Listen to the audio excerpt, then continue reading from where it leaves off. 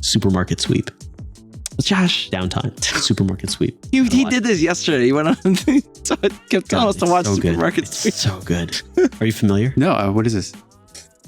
Okay. I didn't know. Don't get sucked in. I'm sucked. This is podcast. Suck me, Josh. Hey, oh. So anyways. Wait, hold on. Do you hear the children? No. You have kids? We live in an apartment complex because nobody... Do you have kids in your apartment? Do you hear the children? Do you hear the children? No? Good. I mean, what children? Who said that? Throw something off camera. Yeah. All right, you explain Supermarket Sweep to him. I'm going to get another drink. Oh, can you get me a drink? Yeah, what do you want? Fresh. You want another one of these? Fresca. All right, yeah. A different flavor. Right? Can I have a drink? All right. Do you have any of these? Any? I got to bring up... Or that one. What? All right. Everyone chill out. Chris, I'll take one too. Thank you. Supermarket Sweep. I'm listening. There's a channel called Buzzer. It plays old game shows. So it's like stuff from, the 50s, 60s, 70s, maybe 80s, 90s sometimes. That's cool. And it's just fascinating to me because it's like this, time machine into these really weird, really sexist, inappropriate, like funny, awkward, like it's just a view into another time. And it's a game show. Highly recommend that channel. But then one of the shows on there is called Supermarket Sweep. And it's basically a game show where it's like the most American thing in the world. A bunch of people are in this like supermarket set and it looks just like a supermarket.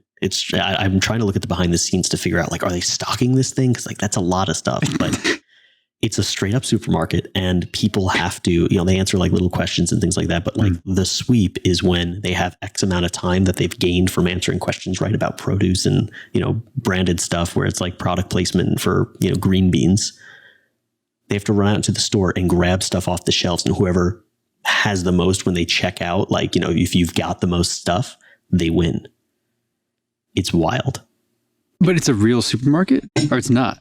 It's a set. That's the crazy. That's the question I come back to. You did not do a good enough job of explaining this. So they stock the set with enough things. That's what I'm saying, dude. That you can unlimitedly. Well, limit of five items per. I think they're just doing that to make it so you don't go for like, whatever, the most expensive thing and just get a crap ton of that. But it's bizarre. You got to watch it. God, and there's like carpet on the walls for the 70s and the hairdos. Amazing.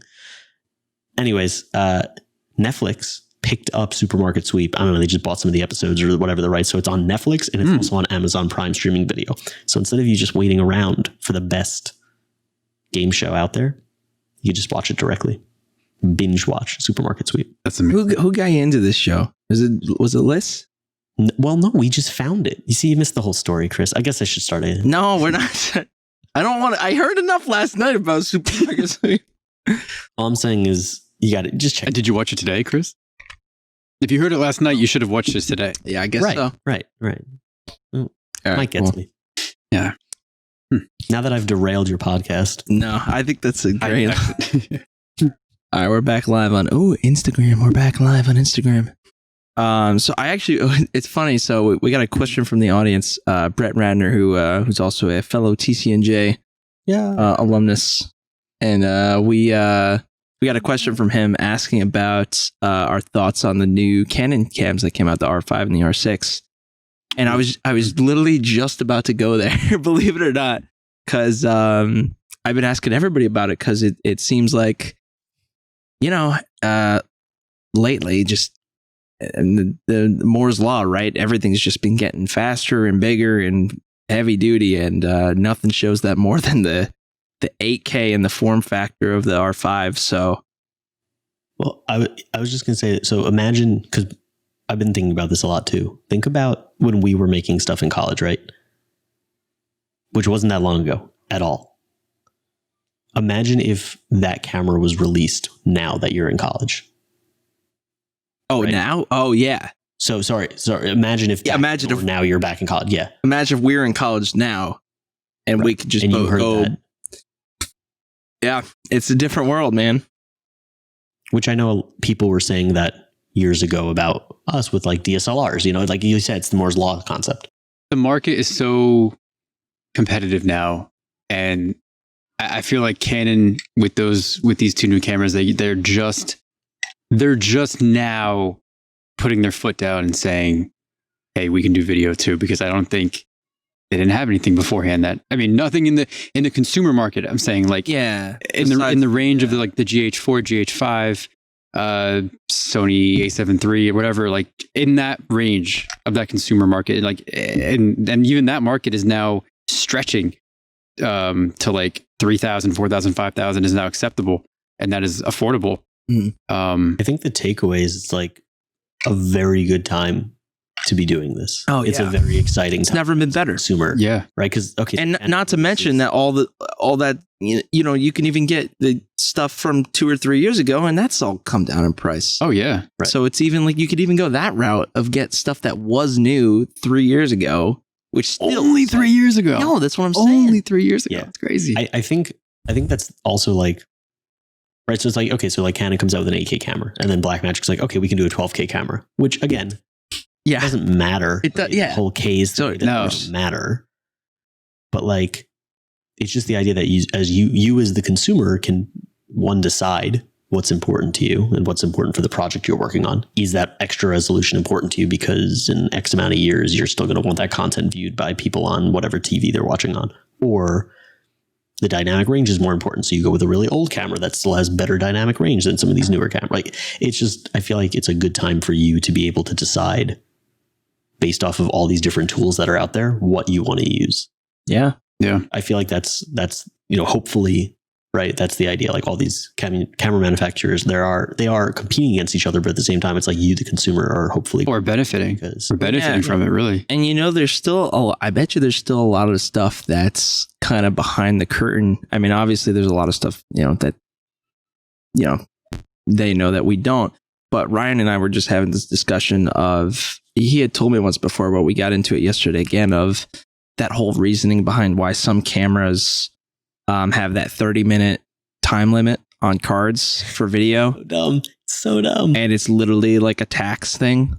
Yep, it's because it's so that all it is. Yeah. What was it? It's the EU has a tax on, so technically to qualify as and still keep it as a photo camera, which has different, I guess, tax bracketing or something. They need to keep their qualifications for that, or to keep their video recording under 30 minutes. And I mean, it apparently has, God. That's it. for Nikon at least. I mean, something for everything. All right. Well, yeah. Because I know there was a heat thing on some of the Sony, but that might have been the old Sonys.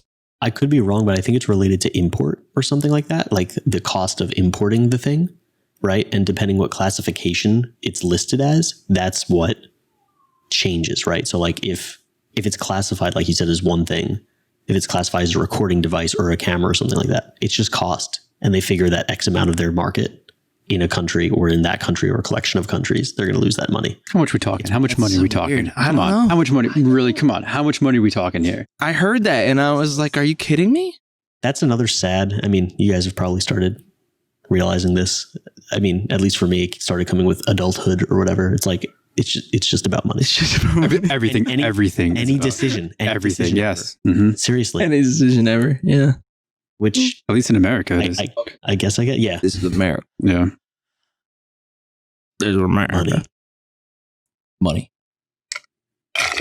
So thanks for your question, Brett. My answer is, I don't know. Dang, that's cool. And I hope to one day use it. Yeah. Yeah. When are those shipping? September or something? End of July. Yeah, that's soon. That's what I heard. Oh, yeah. But watch out, because A7 III.